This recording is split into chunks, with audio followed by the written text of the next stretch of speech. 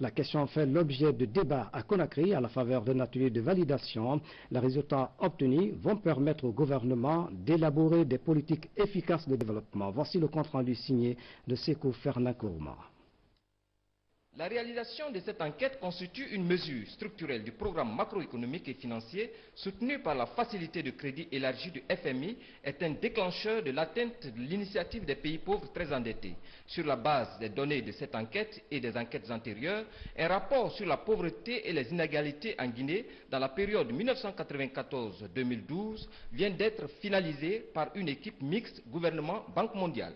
Cette étude permet, d'une part, avec la réalisation de l'enquête légère pour l'évaluation de la pauvreté 2012, de satisfaire à l'un des déclencheurs pour le point d'achèvement de l'initiative PPTE pour la Guinée. D'autre part, l'étude permet de disposer de données fiables et récentes permettant de suivre la mise en œuvre du document de stratégie de réduction de la pauvreté pour la Guinée. La Guinée a entrepris un vaste programme de réformes économiques et structurelles depuis près de 2 décennies. Plus tard, elle s'est engagée dans un processus de lutte contre la pauvreté, à l'instar des autres pays d'Afrique subsaharienne, et ce, conformément aux orientations suggérées par la communauté internationale. L'étude qui vient d'être réalisée nous permet aujourd'hui de répondre à 2 préoccupations majeures pour la Guinée et les amis de la Guinée. Il s'agit de satisfaire à l'un des déclencheurs du point d'achèvement de l'initiative, comme l'a été évoqué par mon collègue, du PPTE, contribuant ainsi à ce qui devait être l'aboutissement d'un processus lancé il y a près de 12 ans en vue d'allègement de la dette extérieure de la Guinée. Selon l'Institut national de la statistique, pendant la période 1990-99, la croissance était en moyenne de 3,7% par an. Quant au déficit fiscal, il dépassait à peine 3% du PIB dans la seconde moitié des années 90. Au même moment, la croissance économique est tirée par les secteurs primaires et secondaires où elle est supérieure à 5%, mais reste médiocre dans les services où elle ne tourne qu'à 2,4% en moyenne annuelle. Cette étude, réalisée conjointement par l'Institut national de la statistique et la Banque mondiale, à partir des données d'enquête auprès des ménages, s'inscrit dans le cadre du suivi de la mise en œuvre de la stratégie de réduction de la pauvreté et des objectifs du millénaire pour le développement. Elle participe à l'effort commun du gouvernement et de ses partenaires au développement d'améliorer le système d'information statistique par la mise en œuvre de la stratégie nationale de développement de la statistique. La particularité des résultats de l'étude qui a été menée tient au fait qu'ils constituent de bons indicateurs de l'impact des politiques publiques menées au cours des 18 dernières années dans le domaine de la réduction de la pauvreté et de l'atteinte des objectifs du millénaire au développement. Entre 1993 et 2003, on assiste à la réduction de la pauvreté en milieu rural alors que les milieux urbains restent pénalisés. Avec la sortie de la Guinée de l'isolement politique, le taux de croissance s'est établi à 4% contre 1,9% en 2010 et le déficit hors investissement est ramené à 1% du PIB en 2011 contre 13% en 2010. Cependant, les enquêtes révèlent que de 1994 à 2012, la paupérisation s'est accentuée dans les villes, un sujet préoccupant. La situation de l'espace Yenga au centre de discussion entre autorités guinéennes et sierra-léonaises. La localité de Yenga est occupée par les habitants des 2 pays. Elle fait actuellement l'objet de différends entre la Guinée et la Sierra-Léone. À propos, voici la déclaration du ministre guinéen des Affaires étrangères, Dr Nyankwe Edouard Lama, est au micro de Sanassi Keita.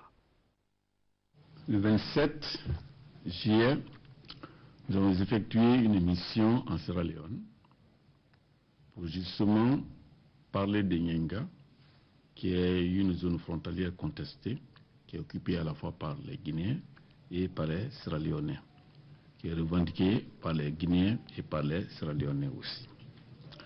Nous sommes allés, et puisque nous voulons tenir compte des relations fraternelles, des relations de coopération, des relations d'amitié, des relations de bon voisinage entre les 2 pays, deux présidents, le président professeur Alpha Condé et le président Ernest Bai Koroma, sont convenus de régler ce problème à l'amiable, en tenant compte du fait qu'il s'agit de deux pays frères qui ne peuvent pas se séparer.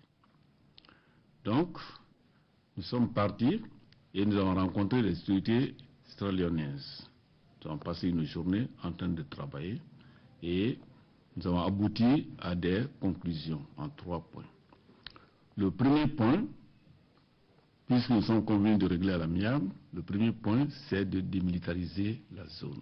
C'est-à-dire que les militaires sierra-léonais replient sur le territoire sierra-léonais, les militaires guinéens replient également sur le territoire guinéen. C'est la conclusion fondamentale qui constitue donc le premier point.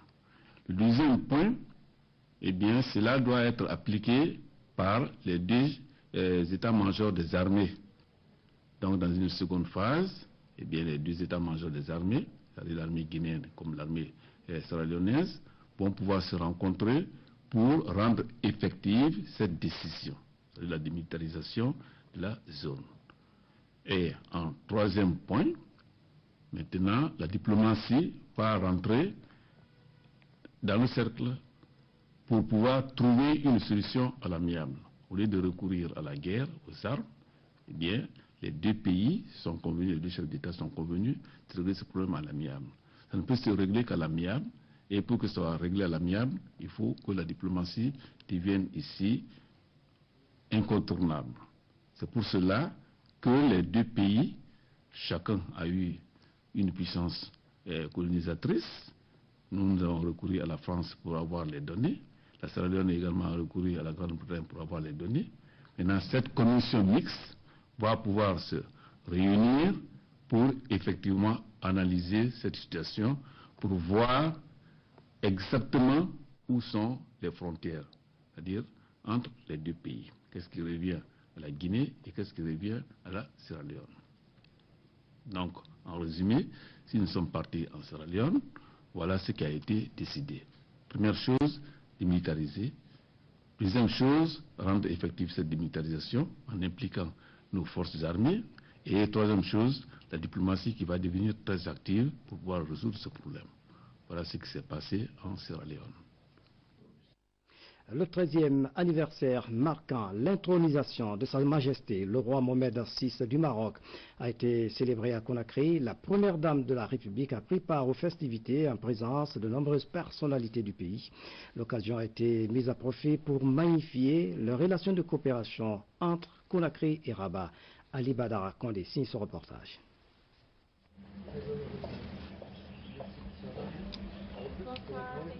Cette cérémonie, organisée chaque année par le royaume chérifien, marque l'intronisation de Sa Majesté le roi Mohamed VI du Maroc. Elle est aussi l'expression des liens sacrés existants entre le roi et le peuple en vertu du pacte indéfectible de l'allégeance.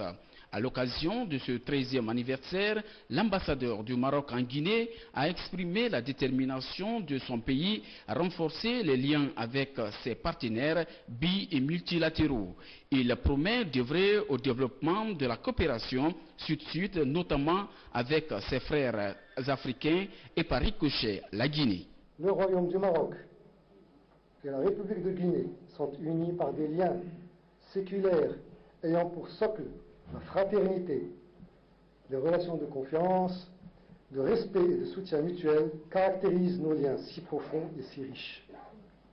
Ces valeurs communes qui tracent le cadre des relations entre les deux pays, sous l'impulsion des hautes orientations des deux chefs d'État, trouvent leur pleine traduction à travers un nombre important et varié d'accords et de programmes de travail bilatéraux.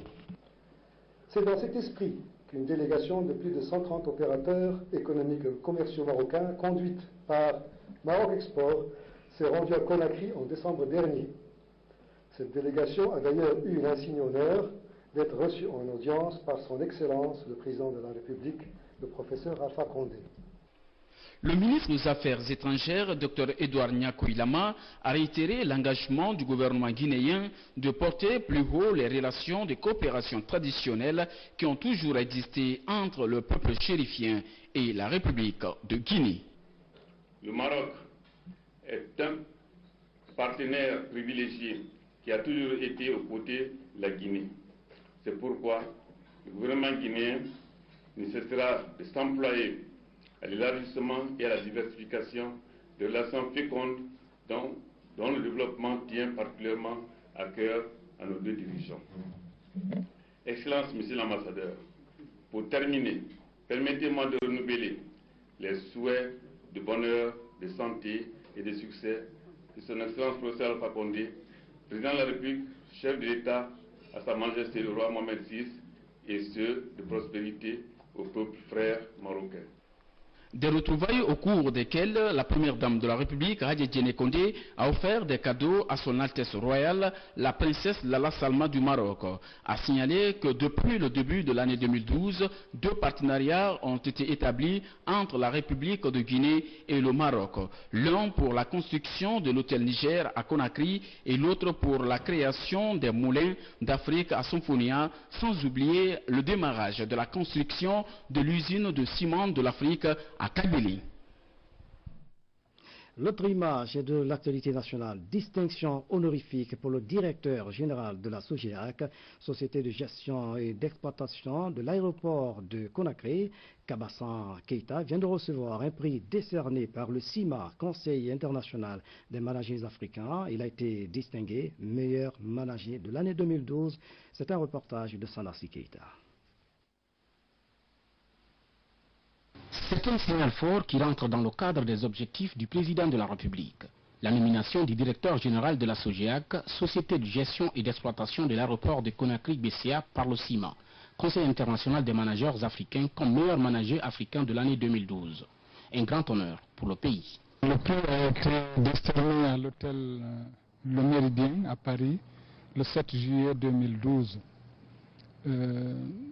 Notre directeur général a été décerné l'Oscar 2012 des meilleurs managers africains en présence de plusieurs dirigeants africains et d'éminentes personnalités. C'était une grande joie et un honneur pour la SOGEAC, mais aussi pour la Guinée entière. C'est une institution qui a un comité de surveillance qui vérifie la vision des managers, leur leadership, les caractéristiques, les résultats obtenus, les suivis des plans d'action mis en œuvre au sein de l'entreprise sur les aspects de communication avec les partenaires et également les autorités de tutelle. Le directeur général de la SOGEAC, meilleur manager du CIMA 2012, est tout simplement satisfait de ce prix. Mais il le dédie à l'ensemble de ses travailleurs et partenaires qui se battent nuit et jour pour répondre aux soucis du président de la République. Celui de faire de l'aéroport international de Conakry-BCA une référence dans la sous-région ouest africaine, que ce soit dans les domaines de sûreté, de sécurité, de qualité et de facilitation. Le prix, je le dédie à tous les travailleurs de l'aéroport, et plus particulièrement